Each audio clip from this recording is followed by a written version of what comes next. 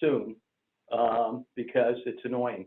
But I'm really pleased to be doing this with you. This is going to be the last time. We did 2 regional presentations on this theme, on this specific PowerPoint, but the reason it's going to be the last time is because come January, the 3rd week of January, or somewhere in that vicinity, Governor Baker will release their 2021 fiscal year budget.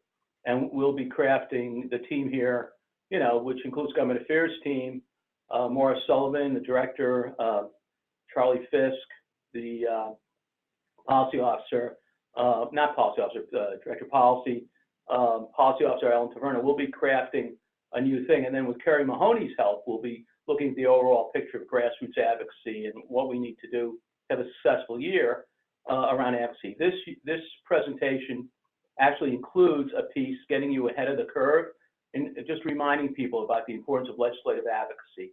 So I haven't personally done that in a while, though Maura and Charlie do that all the time. So happy to be with you.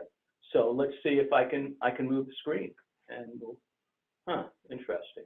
I'm probably, yeah, thank you. So that's our team there. You're seeing the ARC team at a recent function.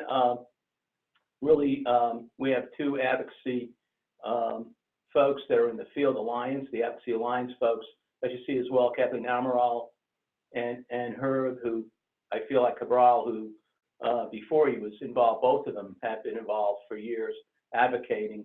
And then you see the rest of the team, most of the rest of the team, we're missing 1 or 2 people, but what we're trying to do is build up the grassroots advocacy across the state, both with our chapters that have supported us long-term in our advocacy. Go ahead, Kerry.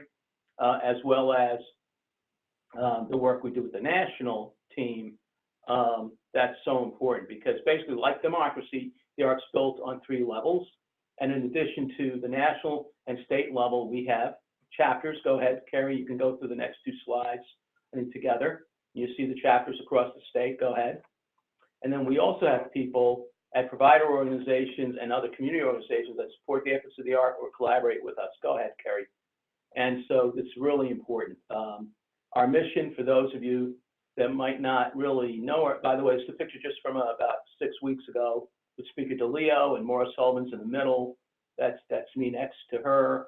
Really talking about Nikki's Law and advancing the registry.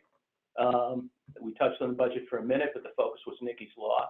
Speaker Bob DeLeo has been a supporter since 1991 of our constituents. And we really want to enhance the lives of people with intellectual and developmental disabilities, including autism and their families. And we fulfill this through advocacy for community supports and services that foster social inclusion, self-determination, and also equity across all aspects of society. And that equity, that means in healthcare, that means in education. You know, if we only get state-specific programs, we're really not helping people be included in their communities, their extended families, all the ways we need to do that. So go ahead, Kerry. And I'm trying to figure out how I would, there's got to be a way for me to do this, huh? So let's start. First place, again, this is, we're going to talk about budget advocacy in a minute and legislative advocacy, but really, this is, again, look at it in terms of our track record. Katerina Daly put together this chart, which it's all about what happened over the last few years as we advocated for Turning 22 funding. So about, we've had 3 to 4 full years of addressing the 1,000 plus people that graduate from high school that need adult services. We don't reach everybody fully, but clearly this administration made the commitment, and Governor Baker included again in the summary about fully funding it, and the legislature embraced it. And it went from $7.5 million a year to $25 million a year, if you can imagine, for the first year of funding, and that was 3 years ago for the first time. So, and then of course, you know, you see the figures there in terms of growth, and I want to keep us on track and make sure there's enough time for chat. So I'm going to keep going. And just in the laws of 2014, the ARC was key mover of 3 pieces of legislation, in addition to incorporating language in a 4th piece of legislation. That was really a mammoth year, and that included the Autism Omnibus Bill, the Real Lives Bill for Self-Determination, and the Background Check Bill. You know, I'm trying to figure out, okay. So, sorry, I won't keep saying that. It says speaker's view. That's the irony of it. Today's pressure points. Continued bias. Some of you that heard me last year, we brought up bias at the end of it.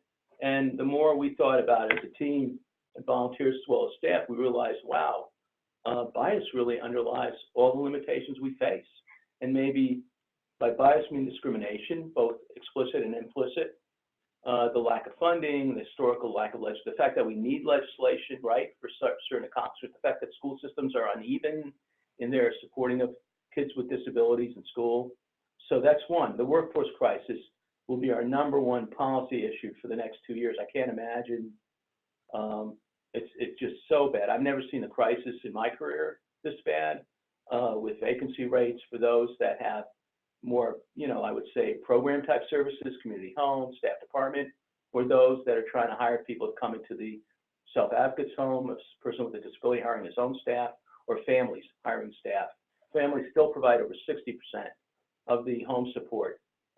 They're the key people, caregivers, for over 60% of the folks that need services. The third area is the federal budget. I can't emphasize the federal budget enough. We'll talk about it in a few minutes. And then finally, new expectations and the lack of technology. So we're going to focus primarily on, you're right to move on. We'll focus primarily on adult services, though Mass Health and DDS funded services available for youth will either be referenced or can be answered on the phone. These are starting with bias and discrimination. Here are GAN Academy students working on the stories of 298 people buried at Met-Fern Cemetery. By the way, Metropolitan State Hospital, Fernal State School, just to explain to you what that means. They were buried without names. They just had a C or a P. And I won't do what I do in the live sessions. I won't ask you what you think the C or P means. It means Catholic or Protestant. And I guess there were no Jews at the schools, or they were converted automatically at burial. But think about that, being buried with a C or a P. And this is the first time, to my knowledge, in our state, we've had more of an inclusive group, this GAN Academy kids, taking on a project like this. There were similar projects at Belchertown and at Danvers addressing burial sites, but it tells you where we come from. It tells you that people didn't even get a name, okay, when it was time for burial.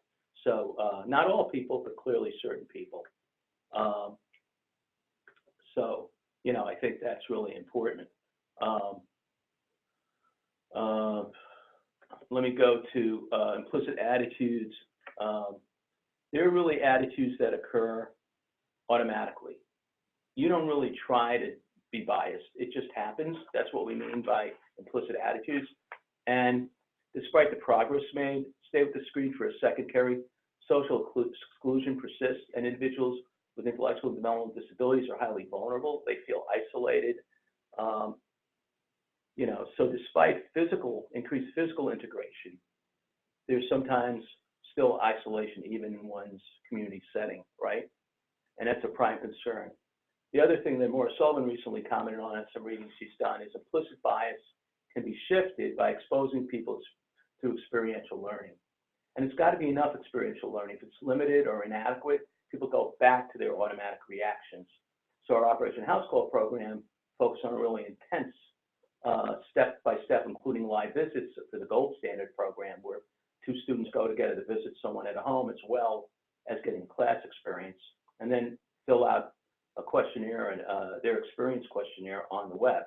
So that's an intensive kind of experience when we have the gold standard in play. But that's what the people working with, brand new people working with people with disabilities, do they get the right kind of training and preparation? And then with all this turnover, you really question how much training they can get and how much relief staff, when you can find them, are working. And it's easy to forget that we have these societal attitudes. We haven't gotten to the place of full acceptance yet. So it's important to keep that in mind. But that underlies everything. If someone buries someone without a name, right, what's the message there? And here, like 30 years later, 40 years later, we're not paying enough. We're paying basically just what we pay at fast food stores for people working with people with disabilities. What are we saying with that action? Why? I know it's got to do with tax money. I get part of that, but what are we saying, in terms of what people are worth and the respect we want to give them? Let's go ahead, Kerry. So this is a chart I liked, even though it's not quite accurate, from the President's Committee on Individuals with Intellectual Disabilities. And DSP really means Direct Support Professional. And I note that at the bottom. That's my add-on, I think, that I did on their chart.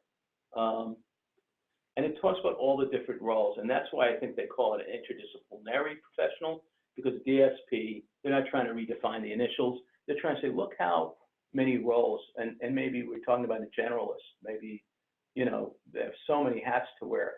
But also it's true that people actually do have physical therapists that need to do a therapy plan, or a speech therapist that needs to do a therapy plan. It's interesting, the speech therapist isn't in here, and yet one of my colleagues said more than 60% of the people served in our state through the Department of Developmental Services probably have communication barriers. But there's counselor, there's dietitian, right? If you're helping people prepare meals, there's chauffeur, you're taking people places, personal trainer for wellness, teacher, nurse, psychologist. So, and again, you both have these real professional roles, but sometimes you're doing physical therapy activities prescribed by a physical therapist as a direct support professional, right? So you see the importance of the roles people play. Let's go to the next slide. That's the workforce is, again, in this state, I've heard anywhere from 35 to 40% vacancy rate. What does that mean? Let me define that in case someone's wondering. You're probably experiencing it if this, you know, you have someone at home or supporting them and they're not semi-independent. You're totally, even if they're semi-independent, you might be having trouble finding part-time people. But imagine for every 4 people, you have at least 1 position and a half always vacant. All right, so that gives you a sense. And the larger the program for the day or employment program, the more that's going to be an issue. And then here is the job growth projected through 2026. The chart is from the, oh my God, Public Health Institute. Sorry for my lackadaisical moment there. And you can see a bunch of states that are ranked 1 in terms of job growth and based on population. Okay, that's how you get that ranking. And you could see it's phenomenal. I mean, that state, we're about 8 million people. We're actually not far behind Pennsylvania, which is a much more populous state than Massachusetts. New Jersey is a more populous state, slightly, than Massachusetts, and they're actually below us in the numbers they'll need, which is interesting. Okay, let's keep going. In the FIND study, which was with the Institute of Community Integration at the University of Minnesota in the Arc of the United States, thousands of people responded to surveys. 68% reported they assisted the individual with finding direct support professionals, and that might be, they're just using language that could be someone who literally does all of that as a parent. 9 in 10 had difficulty finding direct support professionals to work, and more than half said it was difficult or very difficult, okay? So in addition to that, more than half of them said they had some difficulty assisting with respite care. So that 92% of the half of caregivers reporting that they assisted with respite care, 92% experienced difficulty with that. But that's pretty high figure. So if you're arranging, you know, some people, I bet you didn't fill that out because they never get a break. I remember one family telling me they had their first break in 20-something years, and they had to negotiate to make sure they could have that staff person covering for them for a week so they could go away. In fact, I just heard that story a week and a half ago. And that's an in-home situation using participant-directed support or self-direction services. And I know another story that happened some years ago before it even got this bad, where a family, a couple were celebrating their anniversary, and one of the partners had to go with the sibling because guess what? The person that was supposed to be at home, that was an important part of the people that had to care for their daughter, left their employ a week before they were going away on that trip. So it's pretty serious. Keep going, please. So So the workforce piece is clearly an important issue. We'll get to advocacy about that in a little while. The third area of pressure point is federal supports and services. And what I can tell you is that if we don't keep Social Security and for people with disabilities, if we don't keep it intact, and I guess you could argue for aging people as well, right? As they need help. If we don't keep Social Security, Medicare, and Medicaid programs intact, as well as healthcare access, we're going to have a real problem as we look to the future, which is why you see the storm clouds. A few years ago, we came within a few votes of Medicaid being capped, and I'll explain to you what that would mean. And many people complain about the Affordable Care Act or healthcare access, but I talked to many families and some who moved to Massachusetts either due to graduate school or other reasons, who used to carry two health insurances, one for their child because the child was regarded as having a pre-existing health condition, and one for the rest of the family. And I think that's obviously, it might save you money if you don't have a child with a disability, not having the ACA, but it's not going to save the family who has a child with a disability any money because they're going to have to get that additional insurance somehow. The minimum any state gets from Medicaid on just a federal match is 50%, and we are at the least, we're one of those states, New York, California. So if you have a good economy, for every dollar you spend in Medicaid, so that means not only in healthcare and prescriptions that are Mass Health funded. This is important because people with disabilities, if they don't work full-time and have their health insurance, Medicaid or Mass Health in Massachusetts is a key program. And when we go to the legislature and ask for funding for the Department of Developmental Services, that much of its programs are underwritten by Medicaid. That means we can save 50 cents each time you spend $1, legislature and governor, you're going to get 50 cents back from the federal government. That's a really important argument. And that is the reason that partnership was developed, was to advance care. And years ago, it was initiated across the board for people with disabilities because of the despicable conditions in the state institutions. So this lifeline is really critical. Go ahead, Kerry. Just to give you a flavor of how serious the projected deficit is. And see, the worse the deficit gets, the more arguments about capping Medicaid happen or changing Social Security. Now, imagine if you have an adult son or daughter, they no longer got a Social Security check, or they got 50% of their Social Security check. Or over 5 years, it went from 100% to what it is now, not that it's huge now, to 25% of what it is now. Or better yet, imagine Medicaid being capped. So what that means is it wouldn't any longer, we couldn't go any longer and say 50 cents on the dollar comes from the federal government because there's a cap on the state, how much they can get from the federal government. And that means over time, if you think things are tough now, our argument about increasing the workforce salaries and benefits is going to be basically curtailed by any capping of Medicaid on the federal level. And again, if you're not sure what I'm talking about, we can do that at the back end of this as well. So just if you think about shifting appetites for government benefits in the U.S., basically healthcare, retirement savings, many things have shifted away from government support to privatization. But it's likely with the balance different than it was in the 50s and 60s. We have like a booming, basically, the people that were young in the 60s, right? They're now the baby boomers needing Social Security. Our costs are going up, right? Our costs are not going down in terms of these programs. And on top of that, people with disabilities are living longer. People with disabilities are living longer. Is that better? Louder? Is that loud enough? Let me get closer to the phone. People with disabilities are living longer. So, and then meanwhile, businesses have been shedding all kinds of benefits. So if you recall, banks and supermarkets, they used to have full health plans. They used to have retirement plans.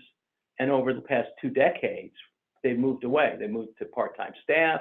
They moved to not having the kinds of jobs that result in the full benefits. They've cut back on the number of people working in these settings. So there's actually fewer businesses that have robust retirement plans or anything of the sort. So the businesses might even realign with us to say, hold it, we got to figure out how to fund these things, because right now we're not keeping up with the needs that are out there, especially when you figure the baby boomers and people with disabilities. You know, if we have 1,000 people in Massachusetts turning 22 that need DDS services each year, how many people do you think that means translates to New York State or California? So the populations are growing, not getting smaller. Kerry, go ahead. And again, this shows you, I'm going to just give you a quick version of this. It just shows you since 1968 to 1993 to 2018, how much bigger the mandatory spending is. And again, Medicaid, Social Security, Defense, these are mandatory spending programs. And what's going to happen is, you know, the desire by having deficits, by continuing to cut taxes and having large deficits, we're going to put ourselves in the position of setting up a situation where folks cap Medicaid and Social Security. And if interest rates were ever to go up today, you know, even 2%, you could, I can guarantee you that the capping Medicaid, the pressure would be unbelievable unless the tax issue got fully debated and people realize you can't cut taxes while the need's growing. And again, the federal piece is really important to this. And here's the budget history, just to get a sense of our state budget history. Take a look at, you got 2017 to 2020. And if you go to the bottom, 2 stops from the bottom, you see Veteran Services and Department of Developmental Services. It's gone from $1.8 billion to almost $2.1 billion, the growth in the DDS budget. If you take a look at HHS overall, which includes Medicaid, interestingly, I don't see Mass Health broken out separately. You see it was 11.7 billion, and now it's almost 17 billion overall. We're part of that. We're 2 billion or 2.1 billion of that 17 billion. Okay, and as you can see, the agency that gets closest to us, separate, obviously Medicaid or Mass Health is the biggest program by far. Several $1 billion, probably, you know, I'm thinking Mass Health's got to be at least somewhere between $8 and $10 billion. But if you look at, which by the way, a lot of folks with intellectual disabilities get services that when they can't get services DDS through Mass Health, such as personal care attendant program, adult family or foster care, day habilitation services, let alone the health and prescription and durable medical equipment. So just keep that in mind in the back of your head. Continuous nursing, that's all funded through Mass Health and Medicaid. That does not come out of the DDS budget. So we rely on Mass Health, Medicaid very much. But if you take a look at, you know, the numbers, the closest to us, Department of Children and Families, and obviously they have, you know, responsibility for overseeing kids. They had the big scandals, so they're up to $1 billion in budget from 940 million. But I think if we looked at 2015 or 14, we'd see a stark difference, even more so. Let's go on to the next slide. So the final piece before we talk about advocacy is really the whole idea of new expectations. So despite the storm clouds ahead, we have higher expectations than we've ever had before. And you know what the higher expectations are? They're really about people having a good life in the community, people having the supports they need to live at home, to live in their own apartment if they can, maybe in a supported living arrangement, whether it's in a group setting or more of a small setting. People would like to see themselves be closer to family when they move into a new situation. And many families are doing what they can in home. They're not necessarily doing self-direction because we have only about 1,000, 1,200 people doing that. I think a lot of people just do it in home and are using PCA, personal care attendant, or AFC, adult family foster care, to help support their caregiving in the house and trying to give their sons and daughters as adults opportunities, you know, that are, you know, opportunities to grow and be part of their community. But a lot of that is on the family.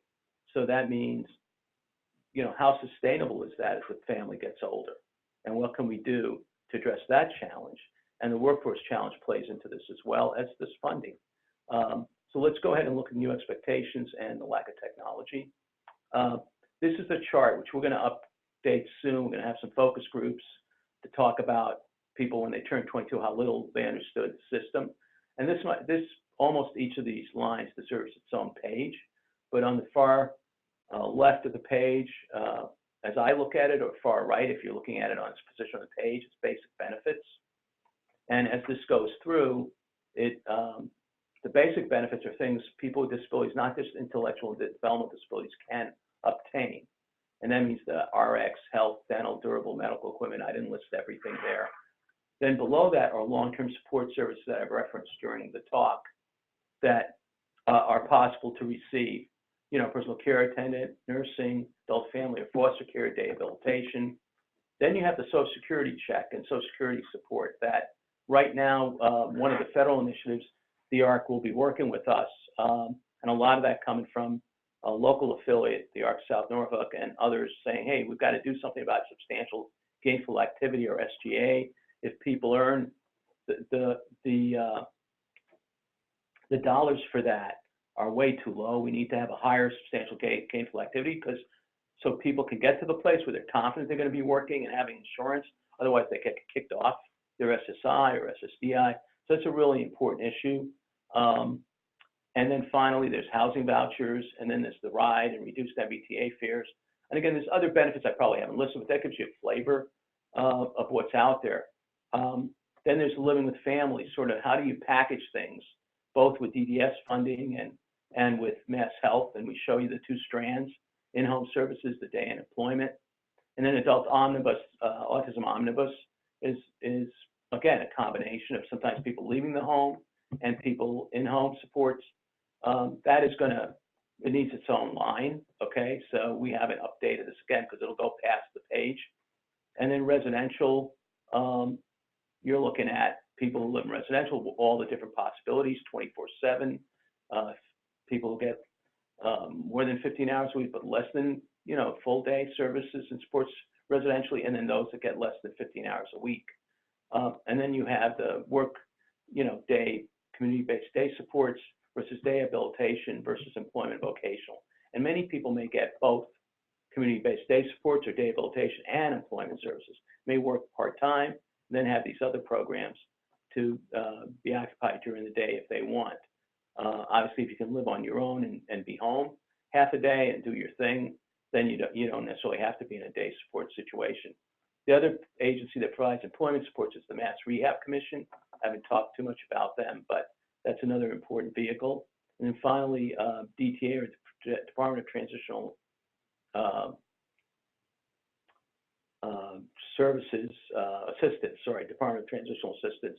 That's often an important piece in terms of opportunities and getting assistance through their network, So those that aren't eligible for DDS, you still have access to a range of other state services, obviously not as robust.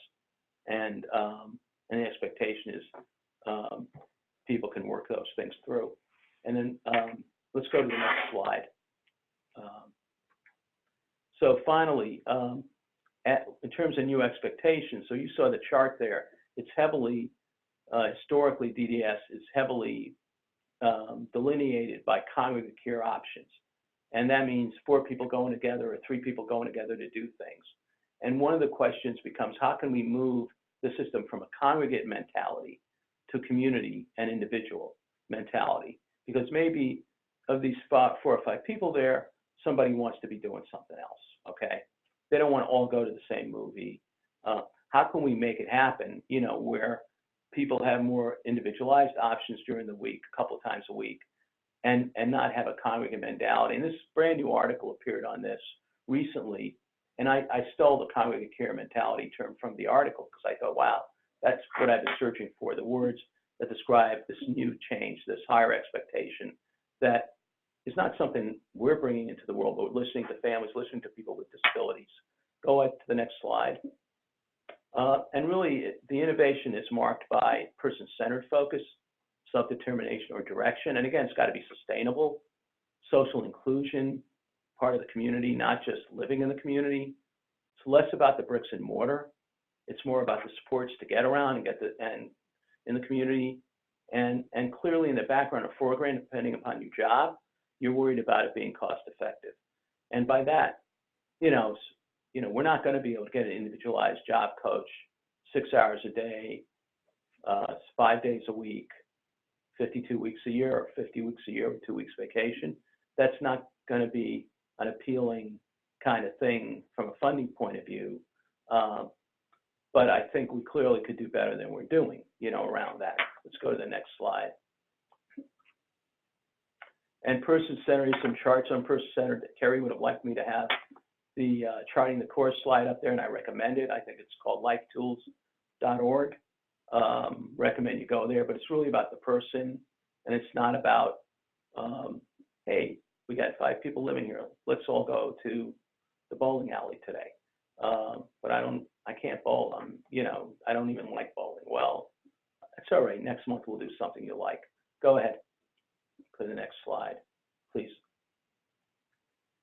Kerry, yeah. So one of the questions becomes, how do you do more individualized staffing? How do you raise salaries? What are strategies to make things more cost effective? What do we need to adjust to? And can technology play a role in this? And here's an example of all the different ways. And clearly one of the ways technology can play a role is all these new monitoring tools that different states are trying, like Tennessee, Ohio. New York already has a policy on video monitoring. So does, I think, Tennessee. So we're a bit behind that curve, and that might be good. We might learn and do things right. But let me give you two like general examples of that. Actually, let's move. This shows all the different ways between moving, opening doors, communicating, safety features in a home, doing your laundry, being able to get into your place without having a regular key if your hands don't allow you to use a regular key. Go ahead to the next slide, please. There's all these different technology tools that some are like mass-produced. The next level is there's specialized off-the-shelf projects. So you take an iPhone and you modify it, or you take an iPad and you modify it.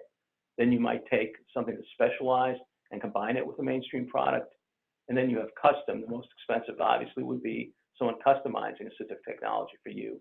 And then there's maybe a custom beyond assistive technology. You're combining different kinds of things. Keep going.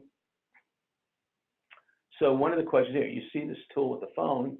Someone doesn't have to have a key, doesn't have to deal with the key. They have a way to get into their place using the phone. Then I have a picture of Jonathan Huggin. I don't know if Diane's on the webinar, but she's a leader, in our space, Diane.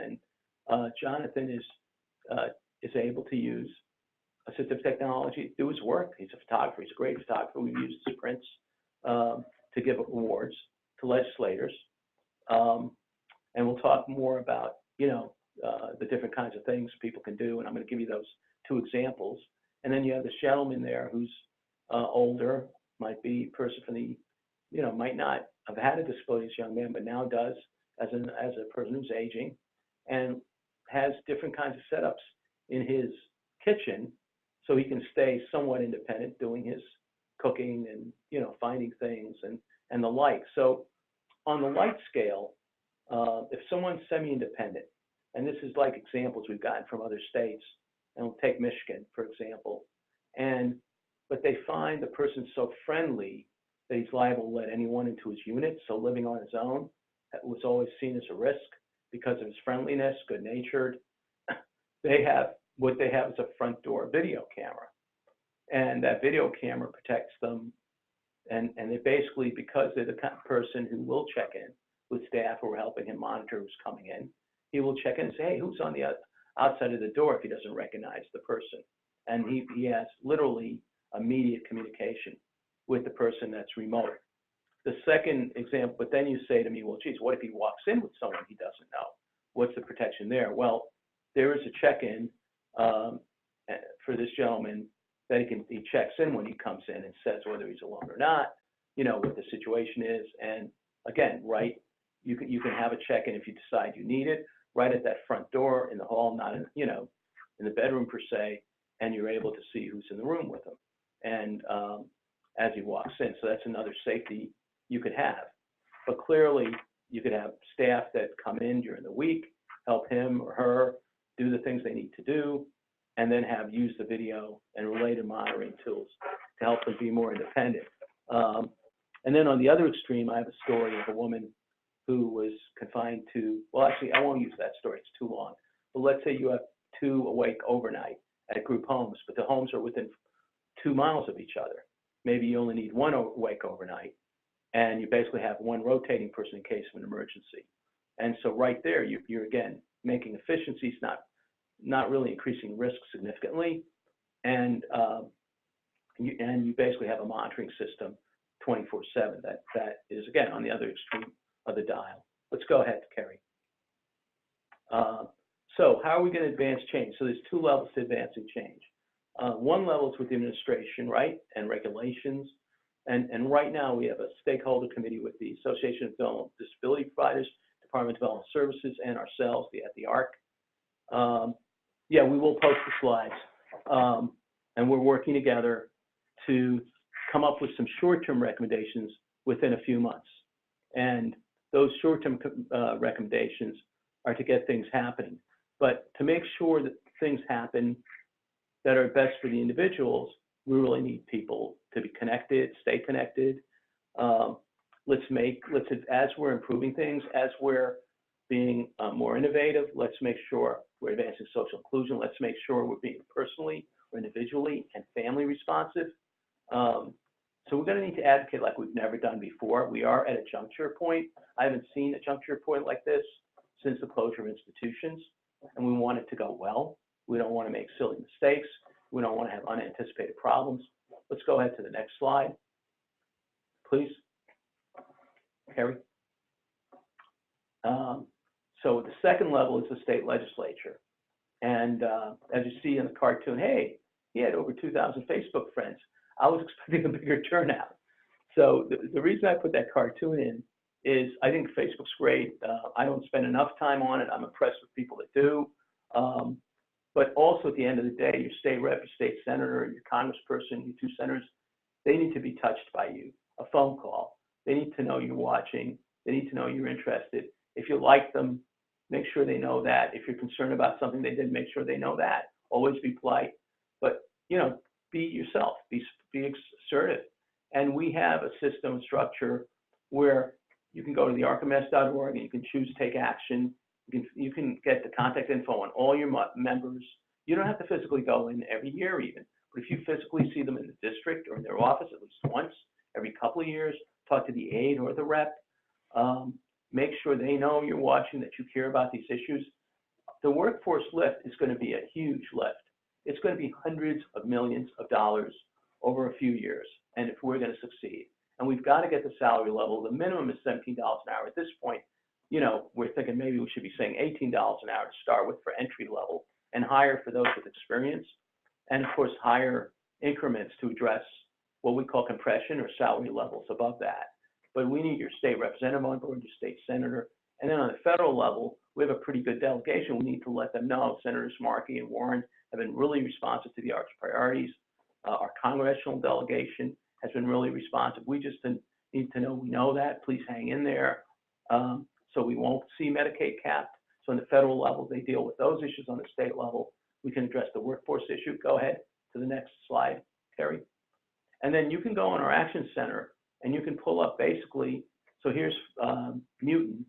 And you see the governor, the lieutenant governor, the state senator, and the state representative. Newton has more than 1 state representative, but I tucked in an known address to me, and this is what I get. And then we have different news programs, and it depends on the time of year, how current the news is. We also have on the budget page, state budget, where it says on the right there above, it's in small print. You can hit that and see what the state budget is at that moment. Again, in January 22nd, 23rd, something like that, the governor will release his budget. Historically, it's on a Wednesday. I've been told it'll be on a Tuesday. This year, Governor Baker likes to change it up. Last year, he released it on the 4th week instead of the 3rd week. So he likes to have it ready when it's ready, you know, and release it. So basically, you know, we need all hands on deck this year. Go to the next slide, please. You can learn about officials, including the local ones. See here is Senator Michael Barrett's. I picked someone from Lexington there and another piece of a district, and it tells you the details. So you, on that K-Cons picture, you hit that, you're going to see something similar to what you're seeing was for Senator Barrett. His hometown, his birth date and year, where was he born, his occupation, his previous political experience, his Twitter handle, the committees he serves on as chairman or just a committee member. And again, this is on every person. Go to our Action Center. You can see this stuff pulled up. Go ahead. And so be an information source. If you stay up with notes from the ARC, or you know, make sure the budget page, see what's happening, carry the priorities. We'll be releasing priorities in January, because really that's when we can make the most impact with the state legislature. End of January, beginning of February. It'd be great if everyone reached everybody in February at the latest, the first couple of weeks, your senator and your rep. On March 4th, we're going to have the legislative reception, where we hope to also, as a related event, have a rally for the workforce that day. That's March 4th coming up. We also will have Supporting Families Day in February that I don't have the date off the top of my head, but Kerry, I'm sure, will put it on the chat. And it's all about following up as well. So you share the issue and then you follow up. Are you on board? We need to know. And once there was a rep, in fact, it was Rep Vieira, who was a good guy. I had no idea he had been going in and supporting the issue. We hadn't heard back. And so we had put a list of legislators up and we didn't note him. And we do like to put lists up from time to time, not every year, we do it every couple of years, because then they know that we're going to publish who the supportive folks are. Go ahead, Kerry.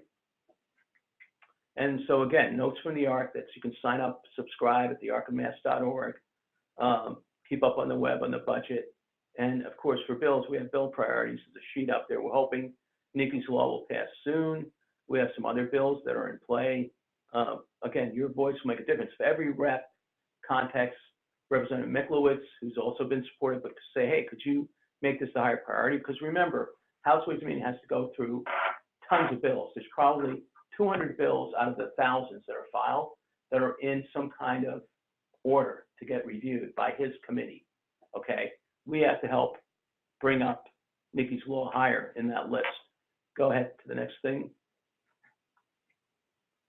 And finally, setting goals for community participation and inclusion. You can do that, again, on the local level. You can do that as a CAB member. You can help agencies do that. Even if there's workforce shortages, you can say, well, you know, part of this should be like an essential part of what we're doing, because the more people make connections, the more they're going to learn, the more independent they're going to become. And most importantly, if you learn and continue learning, you're going to feel happy about yourself.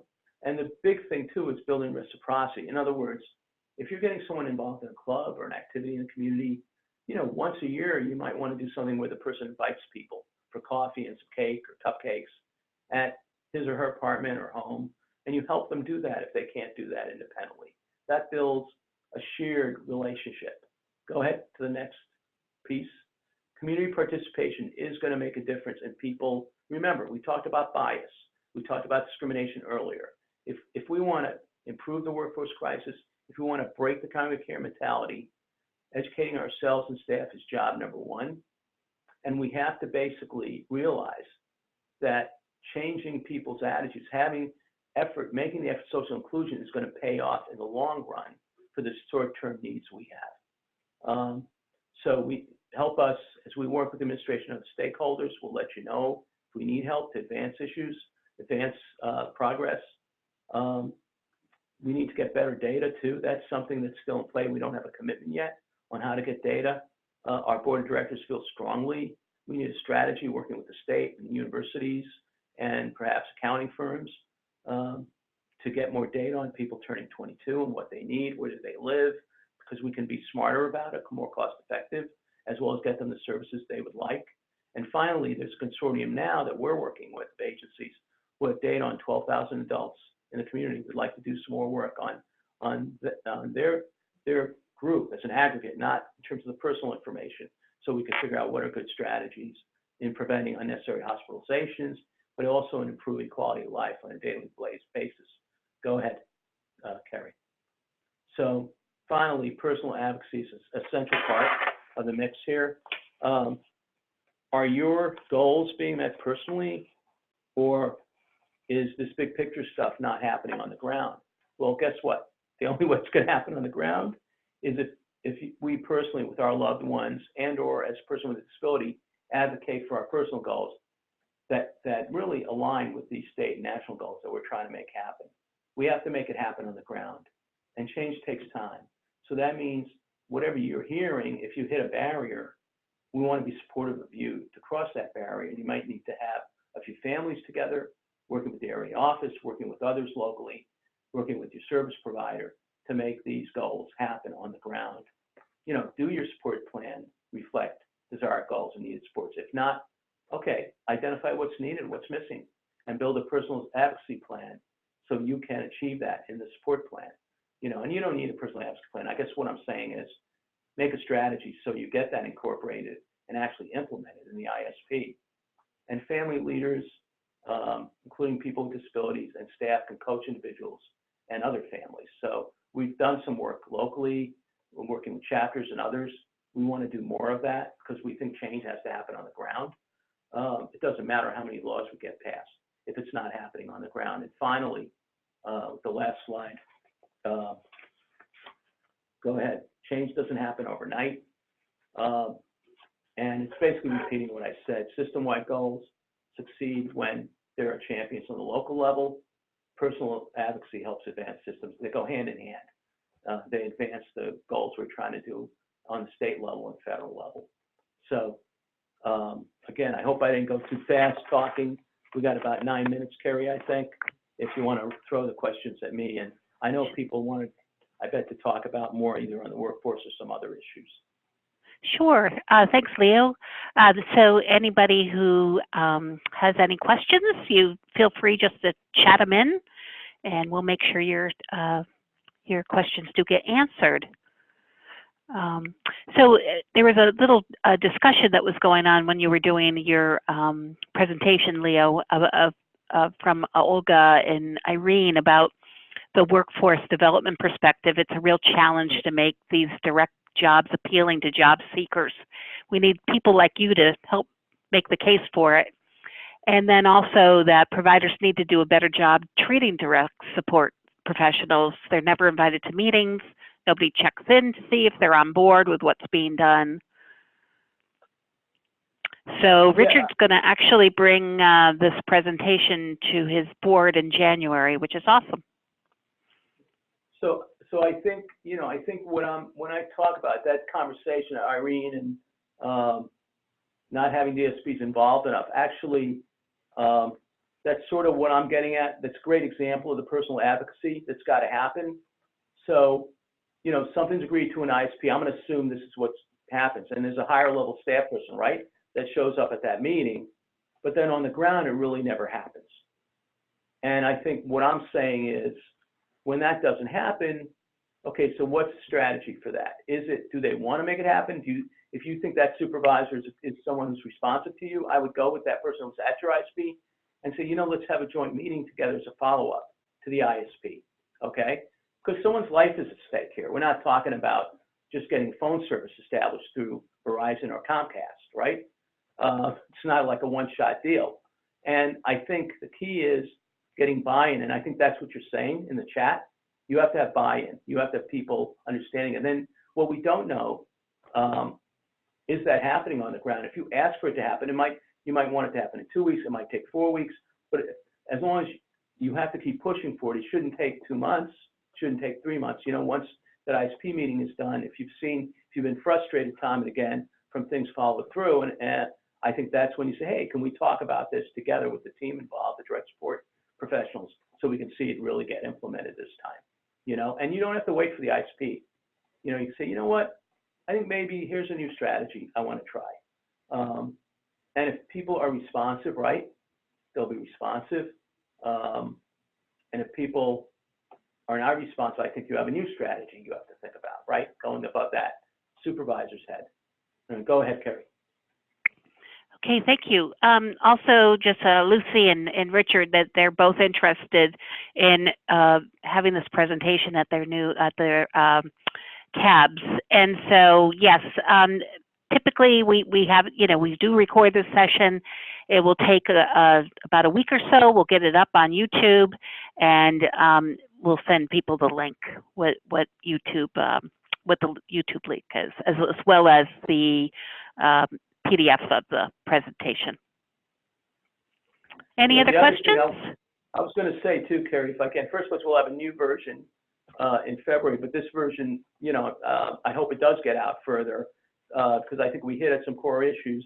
But I also want to know, like, once January gets going, if people can get a few area boards together to have at least 20 people in a room, we could have Charlie or Maura, and sometimes myself, maybe Ellen, come out and do a government affairs advocacy training, both in terms of on the ground, changing things, and also legislative advocacy, depending on what people want.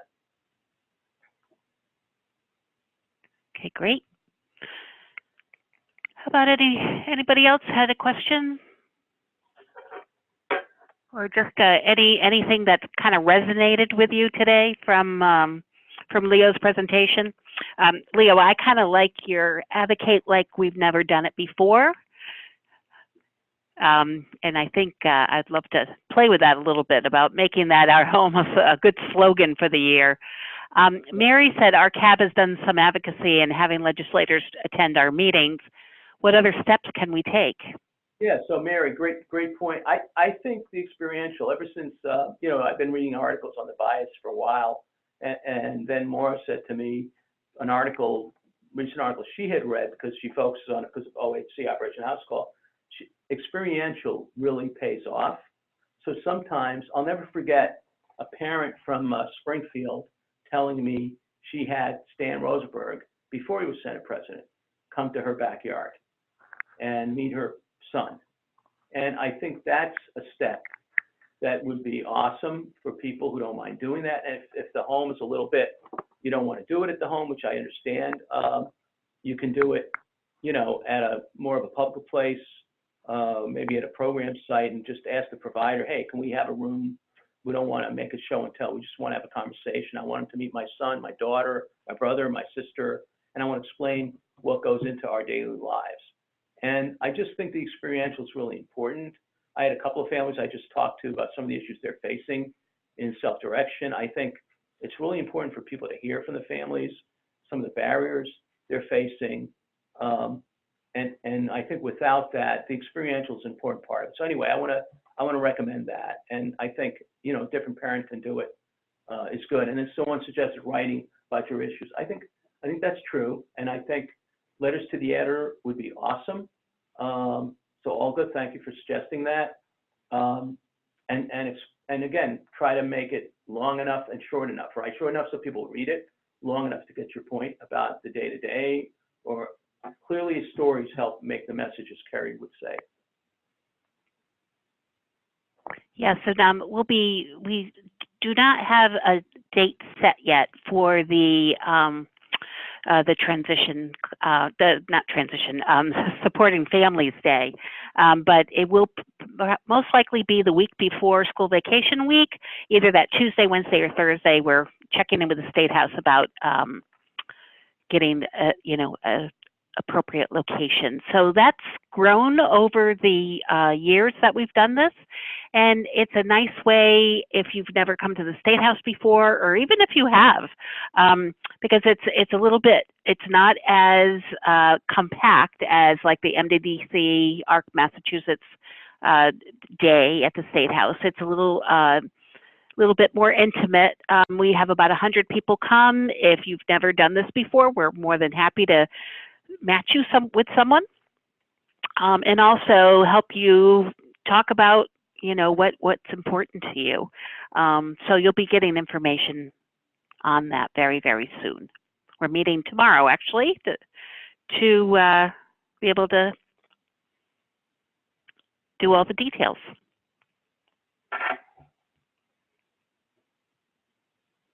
And then Olga was writing about your issues is a good way, and she shared a link that was a great resource. Thank you, Olga. All right then.